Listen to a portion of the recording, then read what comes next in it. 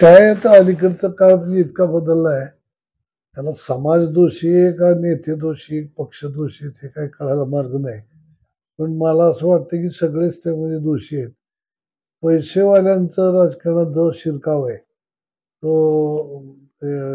अनेक कार्यकर्त्यांवरती अन्याय करणारा, चांगल्या-चांगल्या कार्यकर्त्यांवरती अन्याय करणारा. म्हणजे 12ही महिने 18 काळ जी गोरगरिबाची, समाजाची, पक्षाची, नेत्यांची जे सेवा करतोय, तर त्यांना डावलून फक्त पैसा आहे, म्हणून काही जे काही अशा पद्धतीनं लोकांना आणायचं आणि हे करायचं, त्याला पुढं करायचं आणि पक्षाला काम करायला लावायचं. ही जी काही अ, अनेक ठिकाणी परिस्थिती दिसते, तर ही परिस्थिती इथं सुद्धा उद्भवू शकते.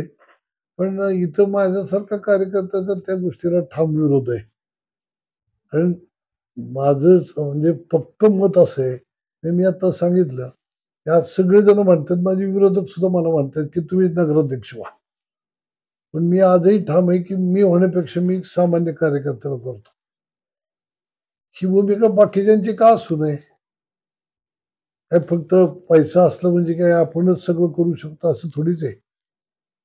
एक सामाजिक कार्यकर्ता हा संपण्याचा हा उद्देश आहे. जर उद्या कार्यकर्ता संपला, तर त्या समाजाची सेवा करायला माणूसच उरणार नाही.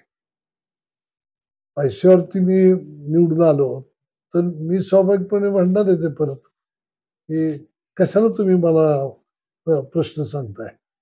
मी माझ्याकडनं पैसे घेतले आणि निवडून आलोय मी. आणि हे झालेलं आहे इथं. त्यामुळं आज जर पाहायला मिळालं, तर ते पैशावाल्यांच्या मागं त्यांचा नेताही राहिला नाही. त्यांच्याबरोबरचे नगरसेवकही राहिले नाही आणि कार्यकर्तेही राहिलेले नाहीत.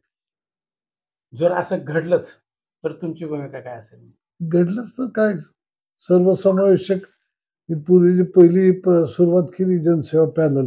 अजित पवारांची.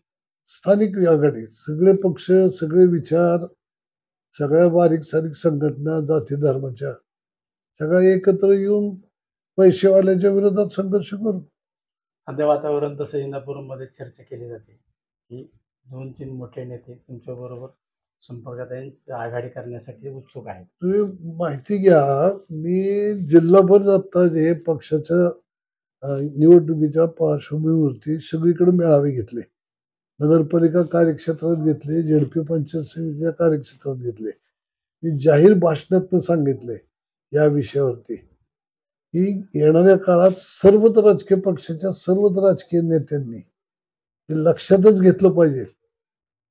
नाहीतर याच्यामधनं गरीब कार्यकर्त्यांमध्ये जर असा संदेश गेला, की आपल्याकडे पैसा नाही, तर कशाला आपण काम करायचं?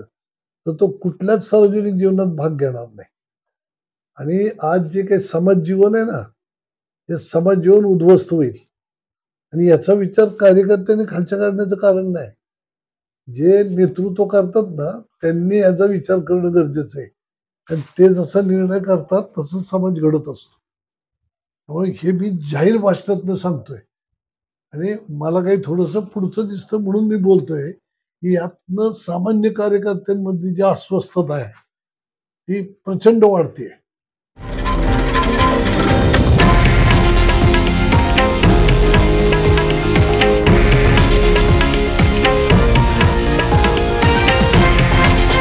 हे आहे देशातील नंबर 1 न्यूज नेटवर्क आणि आपण पाहत आहात TV9 मराठी, एकमेव.